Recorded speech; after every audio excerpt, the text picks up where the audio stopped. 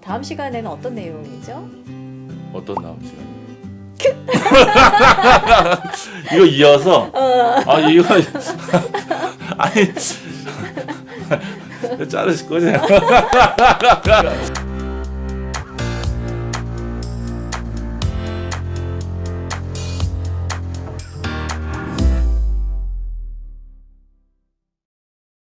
전문 강사들의 영상 플랫폼 온토리 TV 민수경입니다. 안녕하세요. 안녕하세요. 저 좀 이상해. 왜 이러세요? 처음인 것처럼? 아니 뭐 그랬어. 하여튼 뭐 안녕하세요. 반갑습니다.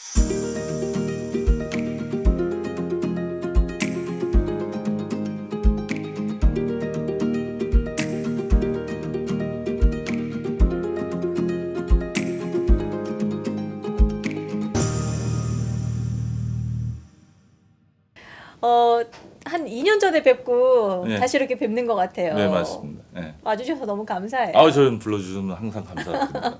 저희가 2년 전에도 영상이 있긴 하지만 좀 새로운 내용으로 네. 약간 좀 업그레이드된 내용으로 또 정보를 드리면 좋을 것 같아서 요즘에 사실 이제 돈 때문에 주식도 그렇고 뭐 비트코인도 그렇고 여러 가지 좀 이슈들이 있잖아요. 이제 그래도 좀 기본부터 좀 알고 가면 좋겠다라는 생각이 들어서 이천 대표님을 모셨습니다. 오늘은 저희가 그 사회 초년생들한테 좀 포커싱을 맞춰서 이야기를 해보면 좋을 것 같아요. 네 그렇죠. 네. 네, 사회 초년생들이 돈을 관리하는 방법 중에 이렇게 6가지 원칙이 있다고 하셨거든요. 하나씩 좀 살펴보도록 하겠습니다. 네. 일단 먼저 이렇게 보면 우리가 이제 재테크 수익률이나 요새 뭐 주식이나 코인들 많이 하지 않습니까? 네네. 그러다 보니까 이제 재테크 수익률 이런 부분을 따지는데 사실은 어떻게 보면 수익률보다도 우리가 잘 쓰는 게 이제 상당히 중요한 부분이 되고요. 잘 쓴다 그래서 어떤 분들은 뭐 이게 많이 쓴다. 펑펑 이렇게 쓰는 걸 잘 쓰는 이렇게 걸로. 착각할 수도 있지만 네. 결국은 뭐냐면 우리가 지금 같은 시대에 모든 걸 다 하면서 살 수는 없고 할 건 하되 그렇지 않은 건 좀 자제를 하면 은행에 적금 넣거나 뭐 펀드에서 수익률 올리는 것보다 일단 쓰는 거 부분에서 상당히 수익이 먼저 생길 수 있다고 저는 생각을 합니다. 네. 그러면 그 쓰는 것을 이제 내가 써야 할 것과 쓰지 말아야 될 것, 아니면 조금 자제해야 될 것, 이걸 구분하는 것부터가 좀 필요하겠네요. 일단 기본적으로 우리가 고정비라는 거는 손을 댈 수가 없죠. 그쵸. 집에 살면 관리비 나오는 거고 뭐 차를 몰고 다니면 연료비 나오는 거고 네네. 기름값이요. 뭐 그다음에 교통비 나오고 그다음에 회사 다니다 보면 뭐 회사에서 밥을 지원하는 데도 있지만 그냥 내가 사 먹어야 되는 데도 있으면 그렇죠. 이런 돈들은 통제가 불가능하다는 얘기죠. 그냥 내가 아낀다고 해서 아껴지는 부분이 아닌데 아끼면 정말 괴로워지는. 그렇죠. 점심 굶어야 되고 막. 그렇죠. 아니 편의점 가서 도시락을 먹으면 이제 건강 상하지 않습니까? 이제 네. 그럴 수는 없고 기본적으로 들어가는 것들은 우리가 돈을 줄일 수는 없는 부분이고 그렇지 않고 우리가 변동비라고 얘기하는 부분들, 네. 즉 뭐 옷을 산다든지 아니면 요새 취향들이 많지 않습니까? 어떤 작은 것들, 좋은 거 사더라도 뭐 이런 것들. 그다음에 여성들 예를 들면 뭐 화장품도 있고 그렇죠. 또 머리를 오늘 하시고 오셨다고 제가 얼핏 들은 것 같은데 하여튼 네. 머리도 뭐 미용실에 따라서 가격이 달라지는 부분이고 그렇죠. 네. 그래서 이런 부분들 중에 모든 걸 우리가 다 하면 아무리 많이 벌어도 돈이 안 모인다는 얘기죠. 그 중에 내가 반드시 진짜 하고 싶은 것들 그렇다 그런 것들은 좀 돈을 지출하되 그렇지 않은 것들을 아끼는 습관들을 먼저 들이는 게 우리가 돈을 모으는데 가장 우선적으로 해야 될 일이라고 저는 생각을 합니다. 제가 지금 열심히 하고 있는 것 중에 하나는 그 옷을 어쨌든 저도 이제 사서 입어야 되니까. 근데 그 분기별로 한 번씩만 가자. 너무 자주 들락날락하면 아무래도 사게 되니까 석 달에 한 번씩만 쇼핑하러 가야지. 나름의 원칙이에요. 그랬더니 확실히 옷 쓰는데 드는 비용이 줄어드는 것 같긴 하더라고요. 그렇죠. 네. 자, 그럼 첫 번째 원칙이 잘 쓰는 것이 수익률보다 중요하다라는 이야기였고요. 그럼 두 번째 원칙은 뭔가요? 두 번째는 이제 제가 이제 상담을 이렇게 하다 보면 네. 많은 상품들을 하세요. 뭐 적금도 하고 펀드도 하시고 뭐 보험도 하시고 이러는데 어떻게 보면 이게 남들이 좋다고 하는 거를 따라하다 보니까 나한테 맞지 않아서 손해를 보신 분들이 많아요. 그래서 뭐 한 90% 정도는 아무것도 안 했으면 차라리 돈을 벌었을 사람들이 더 많은데 정말요? 실제로 보면 그냥 상품 따라서 남들이 좋다든지 카드라든지 따라갔다가 뭐 돈을 이렇게 모든 금융상품이 해지하면 손해를 보게 되거든요. 그래서 자기한테 맞지 않는 걸 해지한 다음에 손해를 본단 말이에요. 따라서 이제 우리가 돈을 모을 때는 일단 기본적으로 일단 목표가 있어야 돼. 아, 내가 어떤 목표로 돈을 모을 건가. 두 번째는 뭐냐면 내가 그 돈을 언제 쓸 건가. 뭐 이게 정해진다 그러면 네. 금융상품은 거기에 맞춰서 궁합이 정해진다는 얘기죠. 한 가지 예를 들면 우리가 2년 안에 반드시 필요한 돈, 뭐 아파트에 청약했는데 잔금을 치러야 되는지 네네. 이건 돈 내야 되지 않습니까? 그쵸. 이런 돈을 요새 주식 수익률이 좋다고 해서 주식을 넣어놨다가 막상 내가 잔금을 내야 되는 날 마이너스 40%의 손실이 나면 선택할 수 있는 거는 두 가지 방법밖에 없죠. 하나는 40% 손실을 보고 내가 부족한 돈을 채우든지 네. 아니면 이제 손실이 어떻게 보면 이익보다도 더 크게 아픔을 느끼니까 어디서 돈을 빌려와서 그거를 떼와야 되지 않습니까? 네. 그렇게 될 때는 비용이 발생하게 된단 말이에요. 따라서 2년 안에 반드시 필요한 돈은 원금 보존이 중요한 거고 그다음에 좀 더 우리가 이제 그 매월 적립하는 데 있어서 돈을 모을 때 2년 이상 좀 시간적인 여유가 있는 거는 약간 공격적으로 지금 저금리니까 물가 상승에 따라 화폐 가치 하락분까지 생각해서 좀 공격적으로 이렇게 간다든지 일단 목돈 같은 경우는 우리가 5천만 원 1억 모으는 데는 굉장히 오랜 시간이 걸려요. 아주 오래 걸려요. 네, 그런데 우리가 그걸 반토막 내는 데는 뭐 몇 짧게는 달이면 끝나요. 3개월에 끝날 수도 있고 주식 잘못하면 일주일 안에 끝날 수도 있어요. 한값에 맞아요. 두루루 맞아버리면. 맞아. 그러니까 목돈 같은 경우는 굉장히 신중하게 네. 보수적으로 60~70%는 좀 안정적으로 굴리고 물가 상승에 따라 화폐 가치 하락이 되니까 나머지 금액들은 조금이라도 수익률을 높일 수 있는 거를 평소 공부와 경험을 통해서 닦고 갈아서 내 자산을 좀 불리려는 노력을 하셔야 됩니다. 네. 그러니까 남들이 이거 좋다더라 해서 우르르 따라갈 게 아니라 나의 목표가 뭔지 또 어느 정도 이거를 이제 좀 굴릴 예정인지 뭐 이런 것들에 따라서 적절한 금융 상품이 따로 있다라는 거 그렇죠. 그거 좀 잘 참고하시면 좋을 것 같습니다. 자, 그럼 세 번째는 뭔가요? 그다음에 이제 2000년대 들어서 네. 사실은 2000년 이전에는 우리 부모님 같은 경우는 은행만 잘 이용하셨으면 됐어요. 가서 그냥 꼬박꼬박 어. 돈 입금시키고 그러면 이자 투자 상품이고 고민할 필요도 없었어요. 그럼 우리 민 대표님처럼 네. 좀 약간 재테크에 문외한이라도 아무 걱정할 게 없어요. 아, 잘 그러니까요. 아껴서 그냥 맞아요. 은행에다가 적금하고 예금만 충분히 넣어도 네. 돈이 모였던 시기인데 사실 2000년 들어서 사실은 돈이 저금리가 되면서 돈을 굴릴 수가 없으니까 우리한테 어려운 투자라는 상품이 다가왔단 말이에요. 근데 이제 그런 데 관심이 있어서 하시는 분들도 있지만 작년 여름부터 우리가 주식 같은 경우 하더라도 사실 민 대표님 쉽사리 주식 투자하기 어렵지 않습니까? 네. 평소에 왜냐하면 그게 이제 경험치가 없고 그러니까요. 잘 모르기 때문에 또 무서워서도 또 방법도 이제 잘 몰라. 무서운데도 불구하고 남들이 돈 버니까 들어가면 더 큰 문제죠. 그건 그렇죠. 진짜 돈을 잃게 되니까. 그래서 이렇게 되는 부분인데 저는 주식 투자를 하시는 분들도 그러니까 뭐 사회초년생들도 주식을 하면 패가 망신한다. 뭐 주식하면 안 된다. 저는 이런 생각은 없고요. 우리가 지금같이 금리가 낮을 때는 자본주의 사회에서 투자 상품을 주식이든 채권이든 펀드든 내 몸에 맞는 거를 투자를 해야 된다고 저는 생각을 하는데 우리가 좀 너무 급하죠. 또 사회적으로 또 그렇게 급하게 만든 것도 있고 특히 사회초년생 같은 경우는 지금 집값이 너무 올라가다 보니까 네. 더 급해질 수가 있는데요. 그럴 때일수록 뭐냐면 우리는 지금 사회에 나와서 처음 투자하는 거고 앞으로 80세까지 아니면 90세, 100세까지 계속 저축이나 투자를 해야 되니까 좀 여유 있게 길게 보고 차근차근 공부하면서 뭐 하루에 뭐 샀다 팔았다 이러지 말고 돈 좀 잃었다고 해서 뭐 좌절한다든지 걱정한다든지 아니면 조금 벌었다고 그래서 내가 올인한다든지 이런 거 말고 처음부터 기본기를 평생 투자라는 마인드를 가지고 좀 여유를 갖고 이렇게 잘 시작을 하면 사회초년생 때 굉장히 좋은 습관으로 남을 거라고 생각합니다. 그러니까 본인이 어느 정도 잃어도 크게 내 삶에 지장받지 않는 정도로 공부해가면서 네, 그렇죠. 예, 평생 한다라는 생각으로 접근을 해야 될 것 같아요. 그렇죠. 자, 그럼 이번에 네 번째는 뭔가요? 네 번째는 이제 작년 여름에 네. 주식이 굉장히 화랑이었죠. 그 뒤를 이어서 이제 코인이 또 화랑을 이렇게 부는데 네. 우리가 뭐냐면 돈을 버는 것도 굉장히 중요하지만 가장 큰 거는 잃지 않는 것도 굉장히 중요하단 말이에요. 그러니까 예전에 이제 워런 버핏이 투자 원칙 중에 제일 1원칙이 잃지 말합니다. 두 번째는 1원칙을 따라라. 이런 얘기를 하는데 중요한 건 뭐냐면 우리가 계란을 한 바구니에 담으면 바구니 들고 가다가 바구니를 놓쳐버리면 다 깨져버리지 않습니까?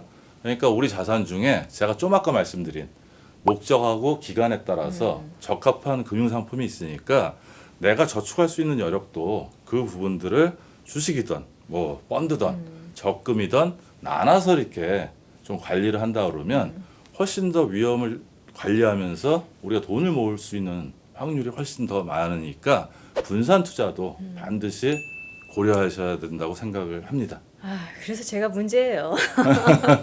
그냥 통장 하나에다가 그냥 들어오면 그냥 여기다가 다 이자가 1,000얼마부터 2,000얼마 붙고 뭐 이럴 때가 있더라고요. 그러니까 수시 입출금 통장은요, 그냥 플랫폼 통장, 대기용 통장인데 네. 연간 이자가 얼마 붙느냐면 0.1%가 붙어요. 따라서 그거는 그냥 대기용 통장이지 우리가 돈을 모으는 통장이 아니고 특히 뭐냐면 바쁘신 분들이 그런 오류를 좀 범하시는 경우가 있어요.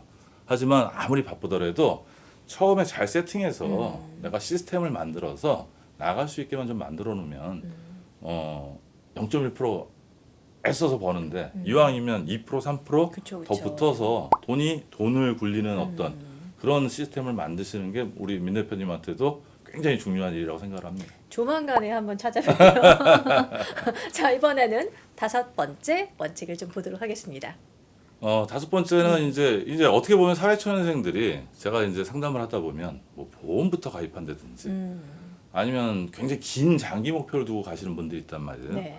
그러니까 돈이라는 건 결국 사회초년생들이 돈을 불리려면 결국은 뭐냐면 제일 목표가 종잣돈을 모으는 그렇죠. 일단 종잣돈이 뭐 3천이 됐던 5천이 됐던 뭐 이런 부분들을 모아야지 내가 매월 이렇게 버는 돈에서 투입하는 금액하고 그 다음에 모여진 돈이 굴러가면서 쌓이는 돈이 붙어가면서 돈이 이렇게 가파르게 올라가게 되거든요. 처음에는 되게 지루해요. 그러니까 종잣돈을 모으기 전까지는 돈이 잘 안 불어나요. 그러다 보니까 지치고 이러는데 돈이 어느 정도 쌓이면 좀 전에 말씀드렸듯이 매월 들어가는 돈하고 쌓인 돈이 수익률이 붙어갖고 같이 굴러가니까 이 곡선이 이렇게 좀 기울기가 높아지거든요.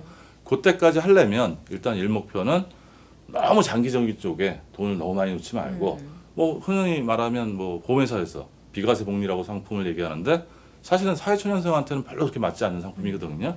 그런 거보다는 일단 기본적으로 뭐 3년이 3년, 5년이면 5년, 일단 5천만 원이 5천만 원, 뭐 이 정도를 다른 거 하면서 1순위로 놓고 목표를 모아 나가면 돈이 이제 불어나면서 재미도 붙고 그쵸. 좋은 습관도 생겨서 아마 돈 관리하기가 훨씬 좋을 겁니다.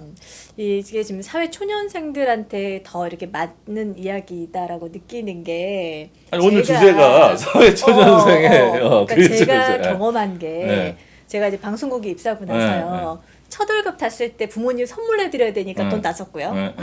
두 번째 월급 때 친구들한테 써야 되니까 돈 다 썼고요. 이렇게 하다 보니까 매달 돈 쓸 일이 너무 많은 거예요.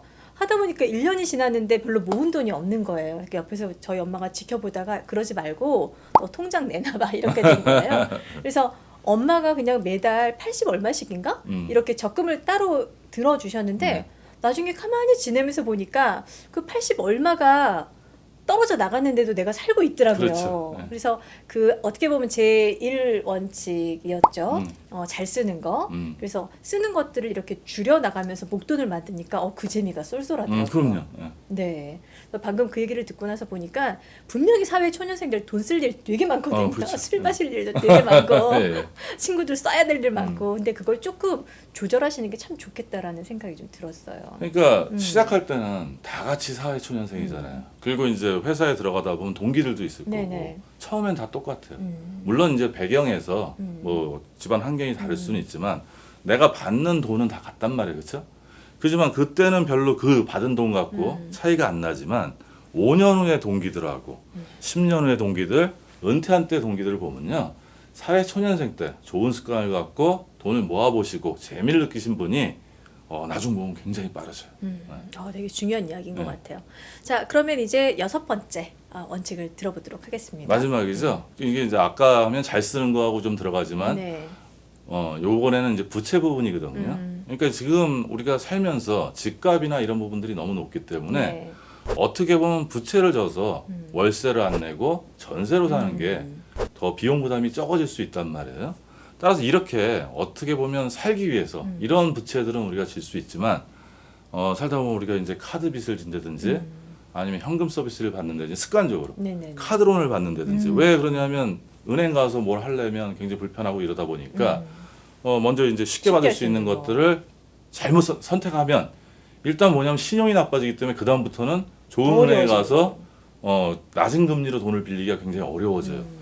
그래서 이제 우리가 살면서 부채가 무조건 나쁘다고 할 수는 없죠. 왜냐하면 뭐 집을 살 때 그렇죠. 돈이 부족하면 단위가 크니까 부채를 어느 정도 질 수밖에 없는 부분이고 지금 같은 저금리라면 사실 어떻게 보면 전세 사는 것보다 아니 월세 사는 것보다 이자를 대고 전세를 사는 게 훨씬 더 비용이 적게 내면서 삶의 질이 훨씬 좋아질 수도 있는 부분이 있단 말이에요. 그럼요. 그걸 이제 플러스 마이너스 해보면 답이 나오잖아요. 그렇죠. 그런 부채들은 우리가 이제 지지만 우리가 쉽게 생각하면 일단 카드빚 같은 경우 있지 않습니까? 우리 소비 아까 옷 사고 일단 싹 긁고 다음 달 돼서 이제 돈 준비하고 있어야 되고. 우리 먹고 그 다음에 이제 좀 비싼 거 나오면 그냥 단박에 사기 좀 어려우니까 우리가 할부로 사죠, 그렇죠? 12개월 할부 막 이런 것들 이렇게 가는 어떤 소비 부채는 카드도 단기 부채라는 걸 우리가 인식을 하고 그 습관부터 이게 뭐 내가 갚아야 될 거잖아요. 내가 쓸 때는 행복하지만 카드 명세서가 날라와서 내가 갚아야 될 때는 굉장히 마음이 좀 불편해진단 말이에요. 명세서 보고 내가 어디서 이렇게 많이 썼지? 네. 네, 항상 그 생각.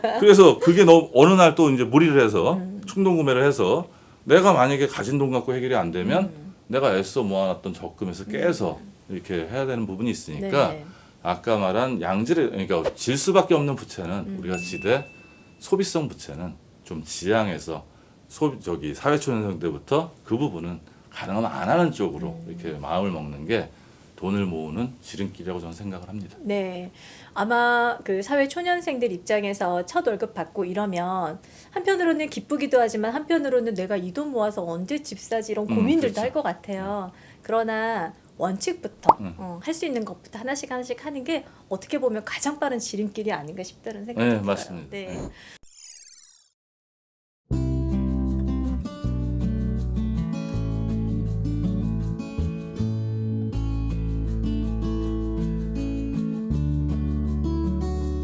자, 대표님 오늘 말씀 잘 들었고요. 다음 시간에는 어떤 내용이죠?